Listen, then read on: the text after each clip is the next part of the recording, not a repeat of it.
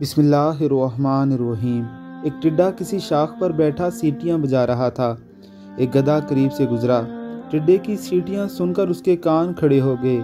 टिड्डे से कहने लगा, टिड्डे मियाँ, तुम्हारी आवाज़ बड़ी सुरीली है, मैं तो इस पर आशिक हो गया हूँ।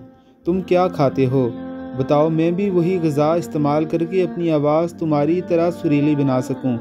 टिड्डा अपनी आवाज़ की तारीफ़ सुनकर बड़ा खुश हुआ और बोला, तुम मेरे दोस्त हो। कभी कभी मैं शाख से उछलकर तुम्हारी गर्दन पर बैठ जाता हूँ तो मुझे पंगोड़े का मज़ा आता है।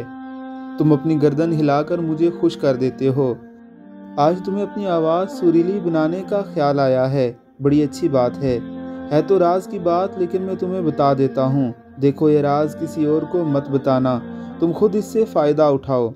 गधे ने कसम उठाकर यकीन दहानी करवाई कि वो ये राज किसी को नहीं बताएगा। तो टिड्डे ने कहा कि ओस खाया करो। गधा ये सुनकर बहुत खुश हुआ। सब खाना पीना छोड़कर ओस चाटना शुरू कर दी।